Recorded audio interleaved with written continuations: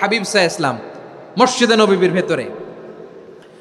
হঠাৎ তিনি মসজিদে নববীর মিম্বারে পা রেখে বললেন আমিন।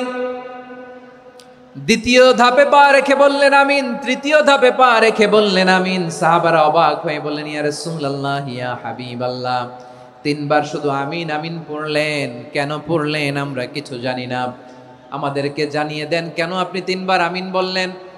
রাহমাতাল লিল আলামিন আল্লাহর হাবিব বললেন, ও আমার প্রাণের সাহাবীরা, আমি যখন মসজিদে নববীর মিম্বারের প্রথম ধাপে পা রেখেছি, সাইয়েদনা জিবরিল এসে আমাকে বলেছে, ও নবী, আপনার নাম শুনে যে ব্যক্তি আপনার উপর দুরূদ পড়ে না তার ধ্বংস, আপনি বলেন আমিন। আমি বলেছি আমিন।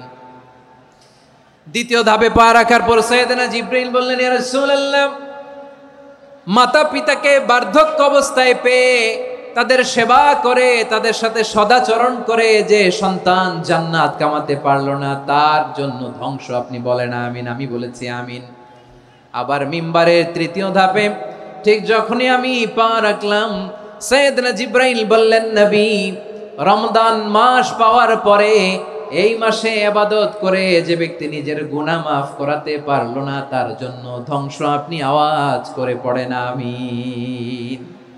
কত বড় ধমক, কত বড় ওয়ার্নিং দেখছেন, যে রমাদান পেয়েছে কিন্তু রমাদানের ইবাদত করার মধ্য দিয়ে সে নিজেকে জাহান্নাম থেকে মুক্ত বানাতে পারলো না, তার উপর আল্লাহ লানত, তার জন্য ধ্বংস। সাইয়েদনা জিবরাইল বলেছেন আমিন, স্বয়ং বিশ্বনবীও বলেছেন আমিন। আওয়াজ করে পড়েন না আউযু বিল্লাহ।